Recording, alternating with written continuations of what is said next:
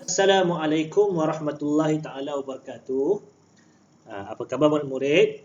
Jadi pada pembelajaran kali ini ustaz akan mengajar tajuk Nabi Muhammad sallallahu alaihi wasallam dan masyarakat Mekah, bidang sirah unit 3 untuk tahun 3.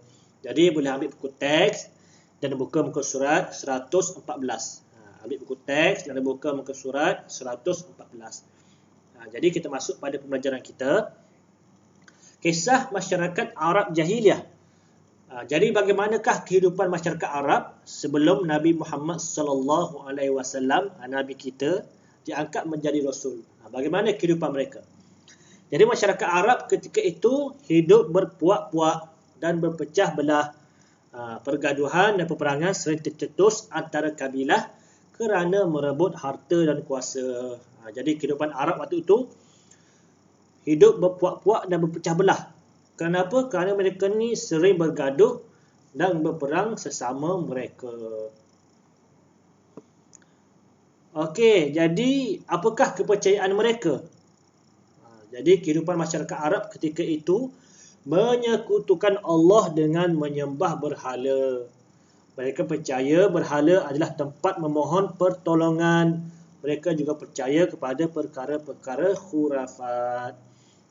Jadi kehidupan mereka ni terpesonglah. Kita sebagai orang Islam, kita hanya boleh memohon pertolongan hanya kepada Allah. Tidak boleh meminta pertolongan selain daripada Allah.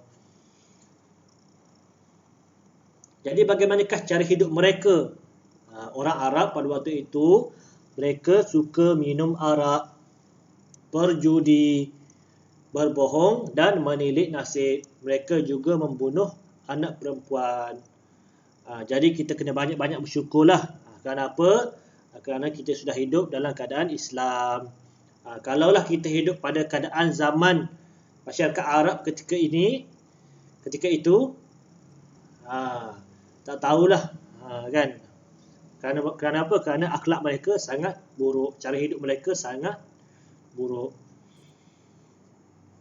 Okey, kepribadian Rasulullah sallallahu alaihi wasallam sebelum menjadi rasul.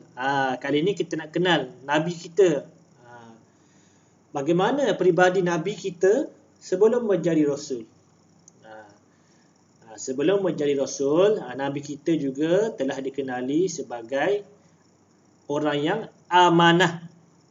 Masyarakat Arab pada waktu itu kan yakin dengan peribadi Rasulullah SAW bahawa Nabi SAW ni bersifat amanah.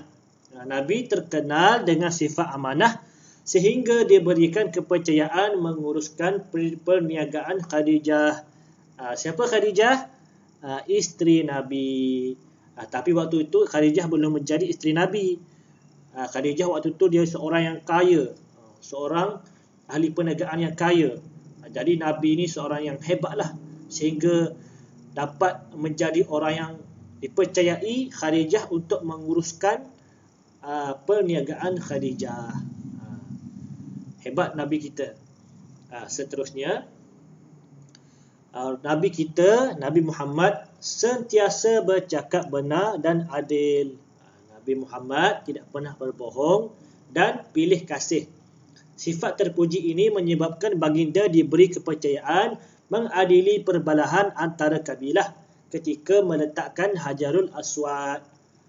Hajarul Aswad pada waktu itu dekat Mekah telah dilanda banjir. Jadi batu Hajarul Aswad yang berada di Kaabah tu telah jatuh. Jadi pada waktu tu semua puak-puak orang Arab ni bergaduh. Dia nak letak batu, dia nak letak ni.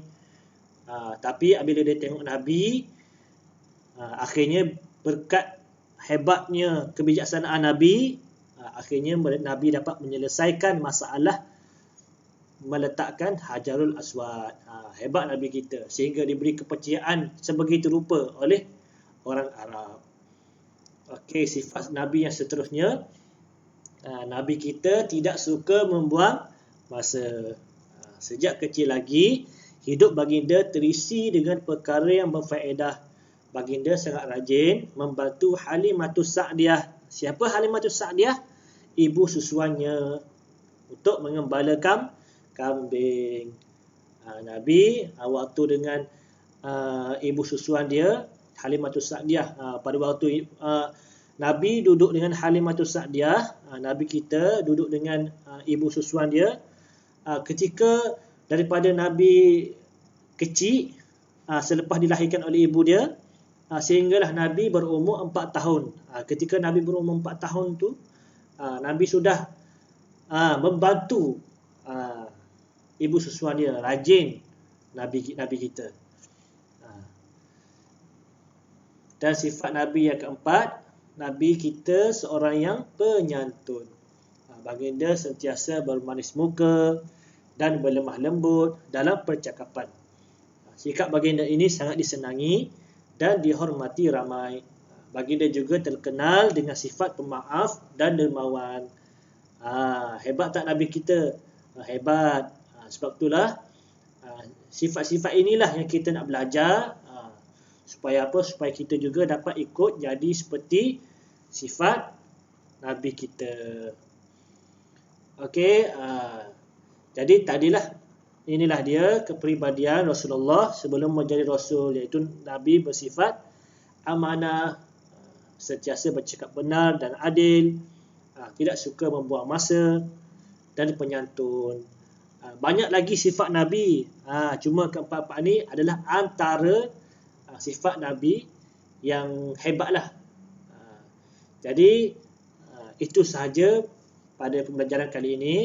Kita akan sambung pembelajaran seterusnya pada hari yang lain. Jadi itu sahaja daripada Ustaz. Assalamualaikum warahmatullahi taala wabarakatuh.